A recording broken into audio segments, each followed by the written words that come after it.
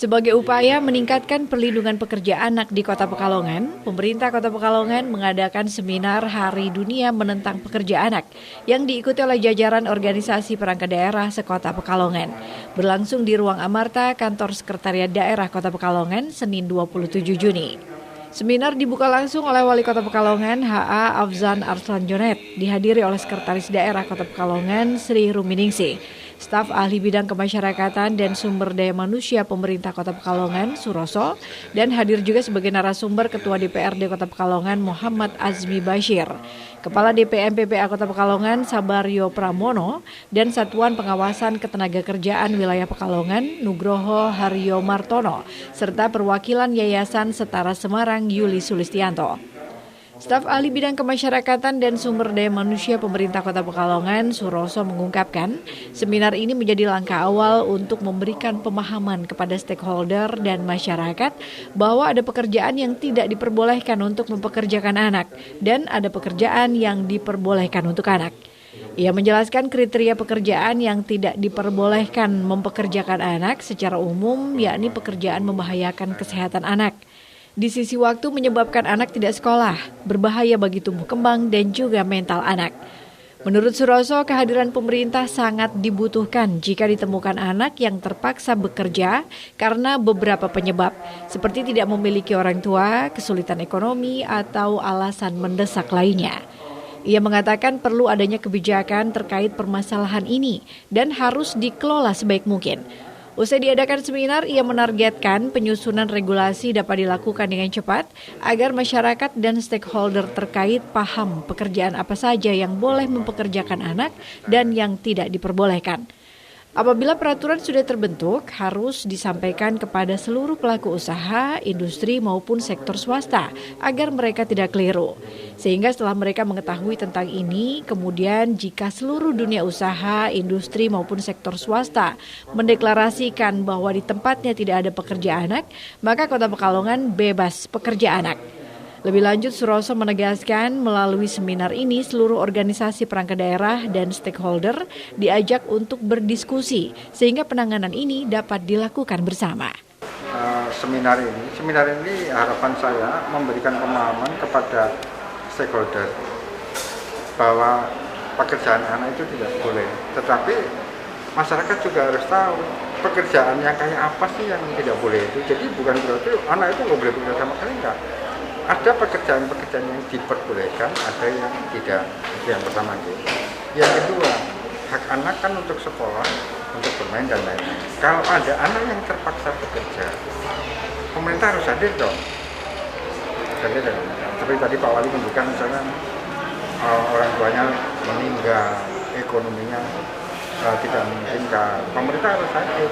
Tidak boleh hanya membiarkan, ya sudah dia bekerja karena terpaksa seperti itu.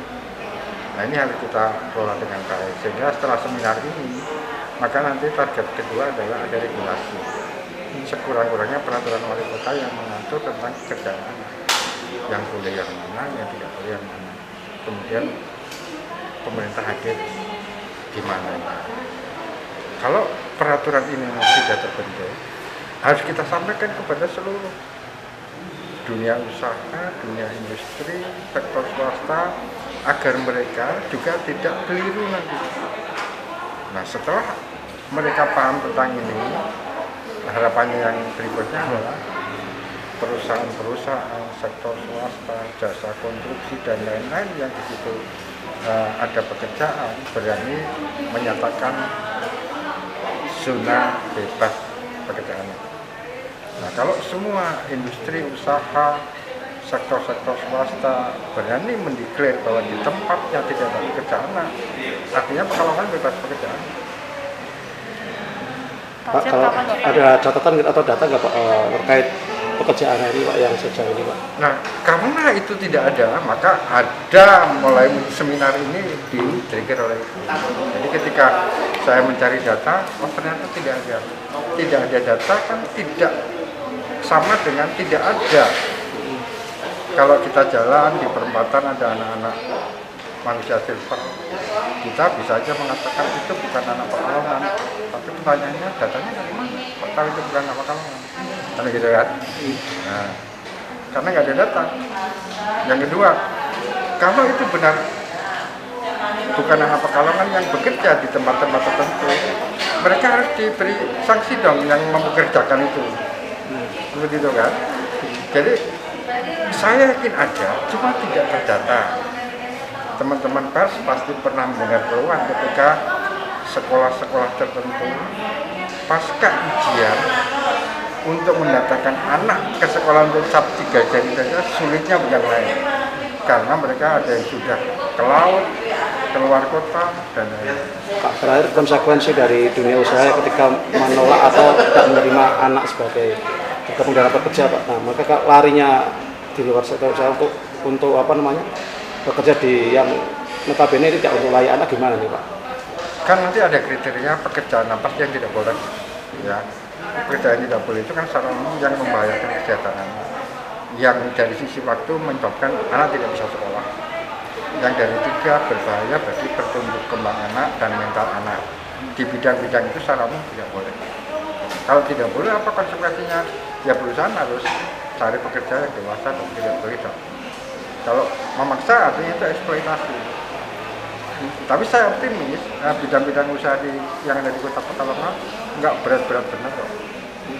Pasti sebagian besar bisa menerima. Ada pernah pengecekan ke lapangan untuk menyidak itu yang mungkin Nah itu kan pertanyaannya, itu tugas siapa? Oh, gitu ya. Nah ini makanya saya menginisiasi seminar ini karena semuanya tidak ada yang merasa bertanggung jawab. Kalau di Perinaker ada nggak data? Tidak ada, karena mereka mengurusi pekerja, bukan mengurusi anak, kan begitu ya. DPMPPA mengurusi anak, tapi mereka tidak punya data di dunia kerja. Nah ini makanya ini perlu kesepakatan bersama, seluruh UPD stakeholder harus mikir bareng. Tidak cuma anak-anak yang sudah ada di pabrik, dilarang nggak bisa.